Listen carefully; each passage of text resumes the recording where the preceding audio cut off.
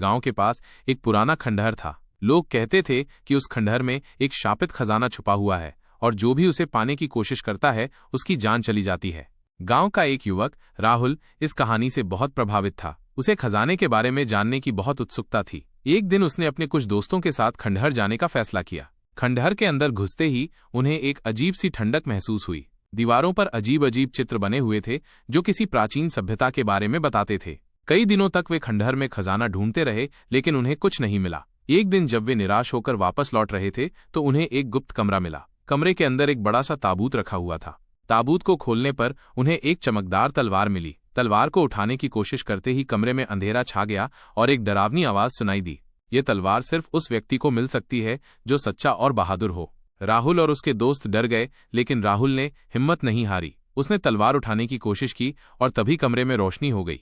तलवार मिलने के बाद राहुल को पता चला कि ये तलवार कोई साधारण तलवार नहीं थी। ये एक जादुई तलवार थी जो किसी भी बुरी शक्ति को नष्ट कर सकती थी। राहुल ने इस तलवार की मदद से गांव को कई खतरों से बचाया। लेकिन इस कहानी का अंत यही नहीं होता।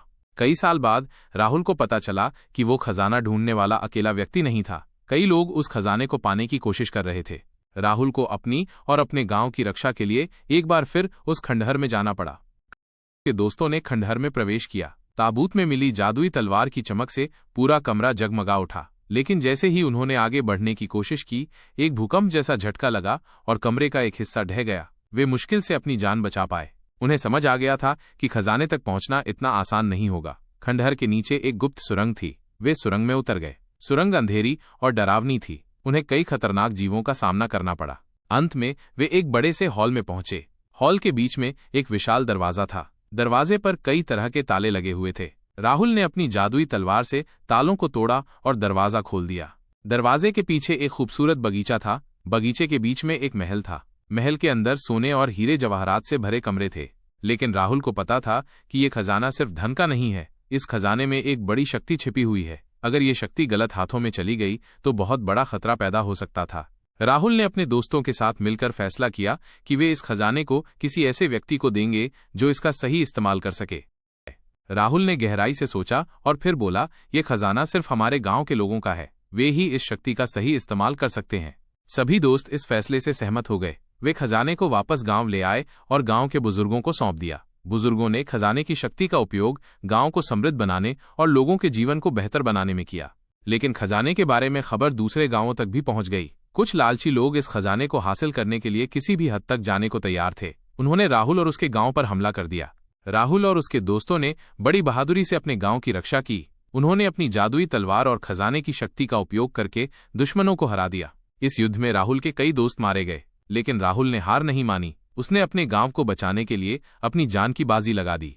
अंत में राहुल और उसके गांव के लोगों ने जीत हासिल की। खजाना सुरक्षित रहा और गांव हमेशा के लिए शांत और समृद्ध रहा। राहुल और उसके गांव वालों ने जीत तो हासिल कर ली, लेकिन खतरा अभी टला नहीं था। खजाने की खबर अब पूरे राज्य में फैल गई थी। अधिक शक्तिशाली शासक इस खजाने पर अपना अधिकार जमाना चाहते थे। राजा इंद्रदेव, जो अपने क्रूर स्वभाव के लिए जाना जाता था, ने राहुल के गांव पर सेना भेज दी। राहुल और उसके साथी जानते थे कि वे अकेले इस विशाल सेना का सामना नहीं कर सकते। तभी एक बुजुर्ग साधु गांव आया। उसने राहुल को बताया कि खजाने में छिपी शक्ति बहुत पुरानी है और इसका उपयोग केवल अच्छे कार्यों के लिए ही किया जाना चाहिए। उसने राहुल को एक प्राचीन मंत्र दिया और कहा कि इस मंत्र की शक्ति से वो और उसके साथी सेना को हरा सकते हैं।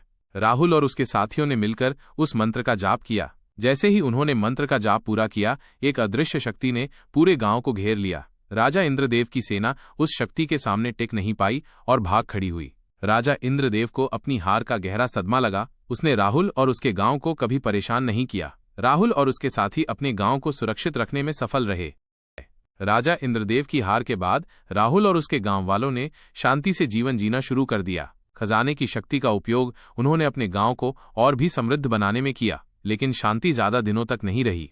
एक दिन आसमान में एक अजीब सी रोशनी दिखाई दी। ये रोशनी धीरे धीरे गांव की तरफ बढ़ रही थी। गांव वाले डर गए। बुजुर्गों ने पुराने ग्रंथों का अध्ययन किया और उन्हें पता चला कि ये रोशनी एक दुष्ट जादूगर की ओर से भेजी गई है। जादूगर का नाम था कालके। वो इस खजाने की शक्ति को अपने कब्जे में करना चाहता था ताकि वो पूरी दुनिया पर राज कर सके। कालके ने अपने जादुई सेना के साथ गांव पर हमला कर दिया। राहुल और उसके साथियों ने बड़ी बहादुरी से कालके की सेना का सामना किया, लेकिन कालके बहुत शक्तिशाली था। वो राहुल और उसके साथियों को आसानी से हरा रहा था। तभी साधु फिर से गांव आया। उसने राहुल को बताया कि कालकेय को हराने के लिए उसे एक और प्राचीन मंत्र का जाप करना होगा। यह मंत्र बहुत ही शक्तिशाली था, लेकिन इसे जाप करना बहुत मुश्किल भी था। राहुल ने साधु की सलाह मान ली और उसने उस मंत्र का जाप करना शुरू कर दिया। मंत्र का जाप करते हुए राहुल को बहुत कष्ट हुआ, लेकिन उसने हिम्मत नहीं हारी। जब राहुल ने मंत्र का जाप पूरा किया तो उसके शरीर से एक चमकदार प्रकाश निकला। यह प्रकाश इतना तेज था कि कालकेय अंधा हो गया। राहुल ने इस मौके का फायदा उठाया और कालकेय पर हमला कर दिया। कालकेय की हार के बाद गांव में फिर से शांति लौट आई। राहुल और उसके साथियों को एक नायक के रूप में सम्मान दिया गया।